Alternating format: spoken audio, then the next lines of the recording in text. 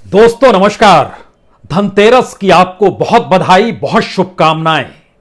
धनतेरस धन से जुड़ा हुआ शब्द है और भारत सरकार ने भी आज धनतेरस का दिन चुना जो 10 करोड़ से ज्यादा बेरोजगार युवकों के हाथ में 75,000 को नौकरियां दे दी। कमाल का काम किया है सरकार ने। और सरकार का मतलब सिर्फ प्रधानमंत्री नहीं है और एक दो मंत्री भी नहीं है, 1 दर्जन से ज्यादा मंत्रियों की शिरकत और 75,000 नौकरियों को बांटना। जबकि 2 करोड़ का वादा कब किया गया था, कोई वादा पूरा क्यों नहीं होता और बरस दर बरस इस देश के भीतर में बेरोजगारों की तादाद क्यों बढ़ रही है और हम धनतेरस के दिन को चुनते हैं कि 75,000 नौकरियां हमने बांट डाली, पीठ खुद ठोक ली और इसके साथ ही दीपावली की दिशा में बढ़ गए। अयोध्या में दीपक जलाएंगे और उसके जरिए समूचे देश में रोशनी हो जाएगी। कल्पना नहीं है बल्कि यह हकीकत है। इस देश के भीतर में आजादी के बाद किसी भी प्रधानमंत्री के रहते हुए जितनी नौकरियां दी गई उससे कम नौकरी मोदी काल में दी गई। यह भी सच है कि जितनी नौकरियां नेहरू काल में पैदा हुई उसकी तुलना में लगभग 10% नौकरी भी मोदी सत्ता अपने 8 वर्ष के कार्यकाल में पैदा नहीं कर पाई। नेहरू से लेकर इंदिरा और इंदिरा से लेकर मनमोहन सिंह तक के हर प्रधानमंत्री के काल में अगर आप सफर कीजिएगा तो हर सरकार ने चाहा कि सरकार जिम्मेदारी निभाए, इस देश के लोगों को रोजगार दे, इस देश के भीतर उत्पादन बढ़ाए, इस देश के भीतर इंडस्ट्री लगाए। लेकिन पहली सरकार अपने तरीके की है जो धनतेरस के दिन 75,000 नौकरियां उस तरीके से देती है जहां पर लगभग 4.5 लाख नौकरियां देने की स्थिति में वह खड़ी है और कुछ छानबीन और की जाए तो यह नौकरियां 10 लाख के पार होगी। लेकिन सरकार ने वादा किया है 10 लाख जिसका जिक्र हम कर रहे हैं वह दिसंबर 2023 तक दे देंगे। लेकिन इसके ठीक समानांतर जरा कल्पना कीजिए, इस देश के भीतर में बैंक और रेलवे अगर दोनों की नौकरियां 1991 के बाद से जब इकोनॉमिक रिफॉर्म इस देश में शुरू हुआ उसके बाद अगर इन दो हिस्सों की नौकरियों को ही बरस दर बरस अगर आप एवरेज निकालेंगे तो लगभग 70,000 नौकरियां सिर्फ बैंक और रेलवे में हर बरस दी जाती रही। इसके लिए किसी प्रधानमंत्री को सामने आने की कभी जरूरत नहीं पड़ी और 70,000 से इतर एवरेज जब इस देश के भीतर में निकालिएगा तो आपको जानकर हैरत होगी जिस 10 लाख रोजगार देने का वादा अगले 12 महीनों के मद्देनजर दिसंबर 2023 तक का किया गया है और डुगडुगी बजाई गई है और तकरीबन उस पर 6 करोड़ रुपया प्रचार के लिए खर्च भी हो चुका है। विज्ञापन होर्डिंग सब छप चुके हैं। अगर उसके पहले की परिस्थिति में आप चले जाइएगा तो हैरत इस बात को लेकर कि लगभग 1 करोड़ नौकरियां इस देश के भीतर में अलग अलग तरीके से बरस दर बरस 1991 के बाद से किसी बरस वह 70 लाख रही, किसी बरस वह 1.25 करोड़ रही। इस परिस्थिति के भीतर से घूमते हुए किसी प्रधानमंत्री को सामने आने की जरूरत नहीं पड़ी और धनतेरस का दिन उसे चुनना नहीं पड़ा कि हम रोजगार बांट रहे हैं। जरा फिर देखिए, इस देश के शिक्षा मंत्री, इस देश के हेल्थ मिनिस्टर, इस देश के सूचना प्रसारण मंत्री, इस देश के फाइनेंस मिनिस्टर, इस देश के वाणिज्य मंत्री, इस देश के रेल मंत्री, इस देश के उद्योग मंत्री, इस देश के आदिवासी मामलों के मंत्री, इस देश के पंचायती राज मंत्री, इस देश के प्रधानमंत्री खुद सभी एकजुट हुए और सुबह से लग गए डुगडुगी पीटने की 75,000 नौकरियां हम दे रहे हैं। किसी ने सवाल किया कहीं ऐसा तो नहीं है इस 75,000 में से अधिकतर नौकरी स्वयंसेवकों के हाथ में तो नहीं चली गई? दूसरे ने कहा आरटीआई लगा देंगे, जानकारी मिल जाएगी। तीसरे ने कहा आरएसएस की धारा इस समाज के भीतर की जिंदगी है तो आरटीआई से जवाब नहीं मिलेगा। लेकिन हमने जब परखना शुरू किया कि 2014 के बाद एचआरडी मिनिस्ट्री में कितनी नौकरियां स्वयंसेवकों की लगी है तो वह तादाद जो थी 5,000 के लगभग पहुंच गई। दिल्ली में बैठे हुए जितने भी सरकारी दफ्तर हैं, जितने विभाग हैं, उसके भीतर संघ से जुड़े लोग या संघ से करीबी बताने वाले लोगों को रोजगार 3 महीने, 6 महीने, 9 महीने, 11 महीने, 2 साल इस एवरेज में सबको काम मिलते चला जाता है और उसके बाद उसकी बढ़ोतरी होती चली जाती है। यानी जिस दौर का काम दिया गया 6 महीने के लिए, तो 6 महीने और उसका विस्तार हो जाता है। लेकिन सवाल इतना भर नहीं है। इस देश के भीतर में नेहरू से लेकर मनमोहन सिंह के दौर तक के बीच में जिसे याद करना है कर लीजिए। हर किसी ने चाहा इस देश के भीतर में पब्लिक सेक्टर की अपनी इंडस्ट्रीज लगे, उसके अपने कारखाने हों, उसकी अपने विभाग हों और जिसके जरिए वो नौकरी भी सरकारी दे पाए। और हमें लगता है कि 1954 में जब पहली बार इस देश के भीतर में आईएएस को लेकर तय किया गया कि किस तरीके से इस देश में कामकाज किया जाएगा, उसको लेकर जो पूरी की पूरी फेरिस्त बनाई गई, उसमें जानकर हैरत होगी कि the Indian administrative service cadre जो रूल्स 1954 के बने, उसके बाद से जो सीनियर लेवल पे 25% की नियुक्ति, सिलेक्शन स्केल में 25%, सीनियर में 35%, एसटीएस में 30%, एएसटीएस में 8% और 26,000 रुपए 1954-55 का हम जिक्र कर रहे हैं 2% नियुक्ति, इसकी पूरी तादाद जो जोड़ी गई तो उस दौर की उस तमाम परिस्थितियों को समझना होगा। नेहरू का ध्यान बड़े बड़ी योजनाओं को लेकर था। भाखड़ा नंगल बांध भी बना और दूसरी तरफ भिलाई राउरकेला में स्टील प्लांट भी खुला। पावर और स्टील को लेकर इस देश के भीतर में उनके कार्यकाल में 5 बरस के भीतर जो नौकरियां मिली उसकी संख्या लगभग 1,20,00,000 थी। यह इस देश के उस दौर का सच है। इस दौर के सच और उस दौर के सच के बीच खड़े होकर राजनीति करने से काम नहीं चलेगा। इस नौटंकी को इसलिए छोड़ना होगा क्योंकि जब आप उस पीरियड में चले जाते हैं तो किसी भी कर्मचारी की सामाजिक सुरक्षा को लेकर चिंता कैसे व्यक्त की गई और कैसे कागज पर क्रिएट की गई, इसका काम प्लानिंग कमीशन ने किया। इसको लेकर डीओपीटी बैठी, इसको लेकर पीएमओ सक्रिय हुआ।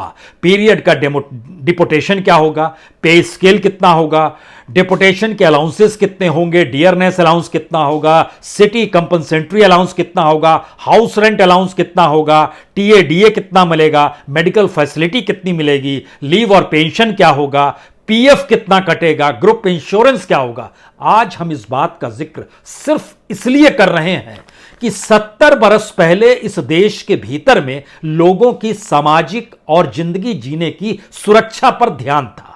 और आज जिस इकोनॉमी का डंका हम पीट रहे हैं, यह कह के कि दुनिया में 5वें नंबर की इकोनॉमी भारत की हो गई, यह नहीं बता रहे हैं कि भारत की जनसंख्या चीन को भी पार कर जाएगी। यह नहीं बता रहे हैं कि भारत की बेरोजगारी और भूख दुनिया में अव्वल नंबर पर है। यह नहीं बता रहे हैं कि पर कैपिटा इनकम भारत अपने पड़ोसियों से भी नीचे आ गया है। हम यह भी नहीं बता रहे हैं कि दुनिया के जिन भी देशों में इस दौर में मंदी आई है या इन्फ्लेशन यानी महंगाई बढ़ी है, उन देशों के भीतर बेरोजगारों को जितना पैसा बेरोजगार भत्ता यानी रोजगार भत्ता के तहत दिया जाता है, उतना भारत के भीतर गेस्टेड की नियुक्ति यानी गेस्टेड अफसर की नियुक्ति के बाद पे स्केल भी उतना नहीं होता है।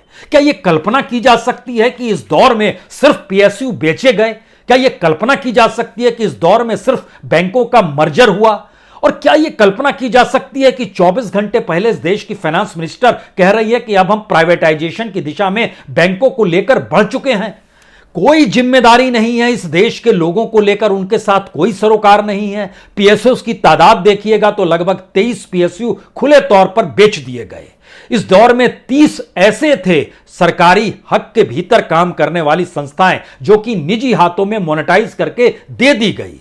इस देश के भीतर में जो इंडस्ट्रीज काम कर रही थी, जिसका सरकार से तालमेल था और उसमें काम करने वाले लोगों की संख्या लगभग 18 लाख के लगभग थी, वह भी कम होते होते होते होते 3 लाख पर आकर टिक गई। और इस दौर में रोजगार देना दूर, रोजगार कम होता चला गया। और हम धनतेरस का दिन चुनते हैं यह कहने के लिए कि हम 75,000 नौकरियां बांट रहे हैं और दर्जन मन मंत्री 3 दिन से इस पे लगे हुए हैं कि दरअसल ये नौकरी बंट रही है।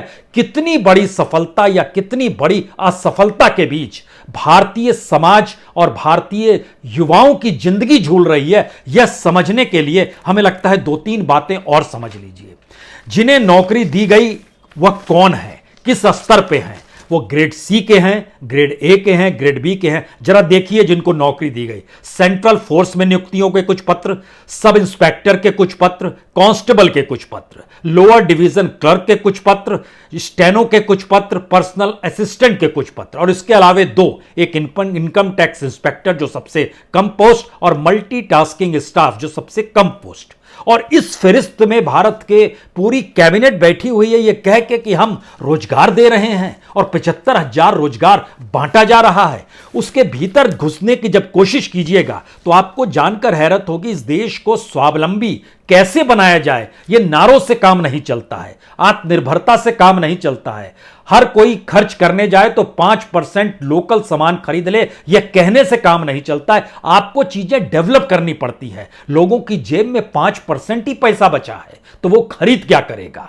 और इस प्रक्रिया के भीतर हम इस बात का जिक्र कर रहे हैं कि नेहरू काल के बाद MS स्वामीनाथन का ग्रीन रेवोल्यूशन करना, वर्गीज का व्हाइट रेवोल्यूशन करना, और इस प्रक्रिया के साथ बैंकों का राष्ट्रीयकरण, खनिज संपदा का राष्ट्रीयकरण, सरकार का जिम्मेदारी लेना और खुले तौर पर यह कहना कि प्राइवेट हाथों के जरिए इस देश के लोगों को हम एक्सप्लॉइट नहीं होने देंगे। लेकिन मौजूदा वक्त में सरकार ने मान लिया कि दरअसल सरकार ही एक्सप्लॉइट होती है। अगर पब्लिक सेक्टर काम कर रहा है, सरकारी कर्मचारियों की मौजूदगी है, ज्यादा बेहतर काम तो प्राइवेट सेक्टर में होता है। इसका असर क्या हुआ? इसका सबसे बड़ा असर असमानता पर पड़ा है। इसका सबसे बड़ा असर कॉरपोरेट की पूंजी और लोगों की पूंजी पर पड़ा है। इसका सबसे बड़ा असर इस देश में गरीबों की बढ़ती तादाद को लेकर पड़ा है। इसका सबसे बड़ा असर इस देश में एक तरफ 100 करोड़ लोग और दूसरी तरफ 30 और 40 करोड़ लोगों की संख्या के बीच झूलता हुआ भारत है। शायद इसीलिए 80 करोड़ को 5 किलो अनाज देकर आप अपनी पीठ ठोक नहीं सकते हैं। यह देश की विवशता है और देश की मजबूरी है कि उसके पास 2 जून की रोटी के अलावे कोई तीसरा रास्ता बच ही नहीं पा रहा है। अब इन परिस्थिति के भीतर भारत की दशा दिशा अगर 75,000 नौकरी आज धनतेरस के दिन और दिसंबर 2023 तक 10 लाख नौकरियों का जिक्र, तो आइए जरा इस खांचे में घूम लीजिए। यह वादा भी पूरा हो नहीं पाएगा। यह बात हम आपसे क्यों कह रहे हैं, सिर्फ इस बात को समझ लीजिए कि 5 बरस के भीतर 2016 से 2020 के भीतर यूपीएससी ने जो नौकरियां दी वो सिर्फ 25,267 नौकरी दी। जो स्टाफ सिलेक्शन कमेटी है उसने 5 बरस के भीतर 2016 से 2020 के भीतर नौकरी दी तो 2,14,601 नौकरियां दी।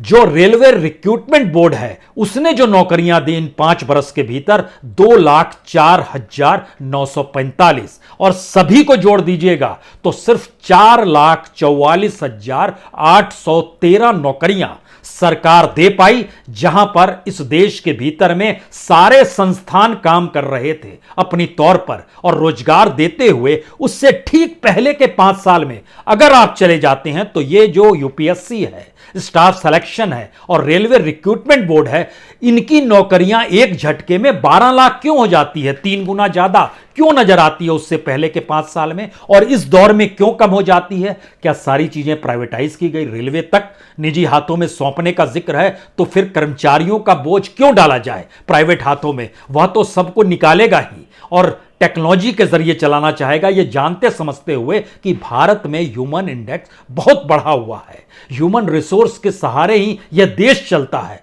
लेकिन नहीं, अब इस प्रक्रिया के भीतर जब आप आएंगे तो आप कल्पना कीजिए जो खाली पदों की संख्या थी इस दौर में इतनी बढ़ गई।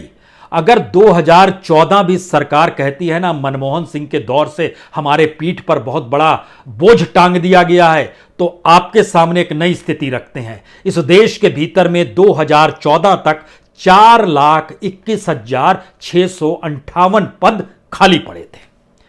आप उनमें से किसी को नौकरी मत दीजिए, कहिए कि वो मनमोहन सिंह के दौर और कांग्रेस के दौर का था और अतीत की सरकारों का था। उसके बाद से जितने पद रिक्त हो गए और जितनी तादाद रिक्त हो गई, जानकर हैरत में पड़ जाइएगा कि अगर 2014 में 4,21,658 पद रिक्त थे तो 2021 में 9,79,327 पद खाली, यानी लगभग 5,60,000 पद इस दौर में और खाली हो गए। और ये आप 75,000 की नौकरियों का जिक्र करते हैं और 10 लाख का जिक्र करते हैं और पुरानी सारी रिक्त पदों को लेकर आप करते हैं। हमने यह भी एनालिसिस करवाया कि दरअसल यह सरकार वाकई 10 लाख नौकरी भी दे पाने की स्थिति में है या नहीं है। आपको जानकर हैरत होगी कि इस देश के भीतर में जो वेतन और पेंशन है, सरकार के हाथ पांव फूले हुए हैं। सरकार हर जगह कह रही है नहीं, ये दे पाने की स्थिति में नहीं है। अब जो नियुक्तियां होंगी उसमें कोई भी प्रोविडेंट फंड का पैसा नहीं कटेगा, उसमें कोई सिक्योरिटी आपको नहीं दी जाएगी, और कटेगा तो वह सिर्फ उस टाइम पीरियड का कटेगा जैसे डिफेंस के भीतर अग्निवीरों को खोजा गया, ठीक उसी तरीके से हर डिपार्टमेंट में 11 महीने की नौकरी दे दीजिए। और भला टालिए 2024 में चुनाव भी हैं, उसी के मद्देनजर हम इतना पैसा भर दे पाएंगे, उसके बाद दे पाने की स्थिति में नहीं आएंगे। तो 2023 तक, दिसंबर तक जिनकी नौकरियां लगेगी उसकी मियाद 2024 के दिसंबर आते आते खत्म हो चली होगी। सरकार इस दौर में किस कंगाली के साथ जहती रही। हर इलेक्शन ईयर के दौर में हम आपको एक चीज और बताएं, 2017-18 में इस देश के भीतर रिक्त पदों की संख्या 6,83,000 थी। लेकिन जो चुनाव में सरकार कूदी और हर चीज चाहती थी कि बीजेपी और सत्ताधारी पार्टी का वो उठाए रहे झंडा, लगाते रहे नारा, हम पैसा बांटते रहेंगे, उस परिस्थिति में 6,83,000 से चुनाव खत्म होते होते संख्या बढ़कर 9,10,000 हो गई। कोई फिक्र नहीं है इस बात को लेकर कि हम रास्ता कैसे निकालेंगे। और इस परिस्थिति में जब आज अपॉइंटमेंट लेटर जो देने का जिक्र किया गया और धनतेरस का दिन चुना गया, उसके ठीक पैरेलल में हमें लगता है अब इस बात को लेकर आइए, जो लोग सोच भी रहे हैं कि दिसंबर 2023 तक नौकरियां मिल जाएंगी, वो एक बात जान ले, डिफेंस के इलाके क्षेत्र में 2,64,000 पद खाली है, रेलवे में 2,93,000 पद खाली है, होम मिनिस्ट्री के मातहत जो पुलिस सर्विस आती है और बाकी चीज आती है 1,43,000 पद खाली है, डाक विभाग के 90,000 पद खाली है, रेवेन्यू डिपार्टमेंट के 80,000 पद खाली है। इसके अलावे जो देश भर में लगभग 73 डिपार्टमेंट हैं जो सरकार के मातहत काम करते हैं, उसमें 1,06,000 पद खाली पड़े हैं। सवाल इतना ही भर नहीं है, सवाल यह है कि इस दौर में पुलिस फोर्स को ही देख लीजिए, वहां भी सरकार के हाथ पांव फूले हुए हैं, क्योंकि जो पुलिस फोर्स के भीतर काम कर रहे हैं उनके अलाउंस को बढ़ाने की स्थिति में सरकार नहीं आ रही है। उन्हें जो जुराबें मिलती हैं, जो जूते मिलते हैं, जो यूनिफॉर्म होती है, जो मेस का खाना होता है, जो सुविधाएं मिलती हैं, वह भी कट करने की स्थिति में है। और बीएसएफ के भीतर 30,000 पद खाली, सीआरपीएफ के भीतर 28,000 पद खाली, सीआईएसएफ में 24,000 पद खाली, एसएसबी में 19,000 पद खाली, असम राइफल्स में 8,500 पद खाली, 3,325 पद आईटीबीपी में खाली हैं, एनएसजी के भीतर लगभग 1,500 पद खाली हैं। हमारे पास कोई ऐसा सिस्टम नहीं है जो इस सरकार को बता पाए या सरकार से पूछ पाए कि दरअसल किसी भी जगह पर चुनाव जब होते हैं, उस जगह पर अगर किसी उम्मीदवार की मौत आकस्मिक हो जाती है तो पूरा चुनाव आयोग उसमें लग जाता है, पूरी सरकार लग जाती है कि किस कैंडिडेट को खड़ा करना है, कैसे, उसको उपचुनाव कहते हैं। और जब राज्य की मियाद पूरी होती है तो पूरा देश लग जाता है कि वहां चुनाव कराना है। और वैकेंसीज जो है, गुजरात की वैकेंसी निकल चुकी है, निकलने वाली है कि अब वहां पर किस दिन वोटिंग होगी, हिमाचल की निकल चुकी है। पॉलिटिकल वे में जो सिस्टम काम हमारा एमएलएज और एमपीज को भरने का होता है, ठीक वही सिस्टम इस देश के भीतर में जो सैंक्शन पोस्ट है उसको लेकर क्यों नहीं होता है, पहला सवाल। दूसरा सवाल, जब आप पीएसयूज को बेच रहे हैं एक के बाद एक और इस देश के भीतर में एक भी नया पीएसयू क्रिएट नहीं कर पा रहे हैं, तो जितनी बड़ी तादाद में नौकरियां इस दौर में चली गई, अगर वह 2.5 लाख से ज्यादा हो चुकी है और आने वाले वक्त में और कम होगी, खुले तौर पर इसको अगर समझ रहे हैं तो आपके पास प्राइवेट हाथों को मुनाफा पहुंचाने के लिए काम सौंपा, जनता ने सौंपा है, या रोजगार बढ़ाने का सौंपा है। दूसरा सवाल। तीसरा सवाल, इस देश की जो खनिज संपदा है, जिसमें पावर सेक्टर भी है, कोयला भी है, जिसके भीतर माइनिंग भी आता है, और जो भी खनिज संपदा आप सोच सकते हैं, वो सारी चीजें सरकार अगर अपने मातहत लेकर काम इस देश के भीतर में लोगों से शुरू करवा दें, रोजगार देकर शुरू करा दें, जैसे मनरेगा के तौर पर शुरू किया गया, तो माइनिंग सेक्टर से जुड़े हुए लोगों की तादाद इस देश के भीतर में लगभग 6 करोड़ एक झटके में सबको रोजगार मिल जाएगा। वो अनऑर्गेनाइज सेक्टर सही, लेकिन आप कुछ दे पाएंगे। यानी हमारी इकोनॉमी ने सरकार की आंखों पे पट्टी बांध दी कि दरअसल हाथों में जब छनक महसूस होना पैसे की, वही इकोनॉमी है। इकोनॉमी यह कतई नहीं है कि इस देश के लोगों को काम मिल जाए।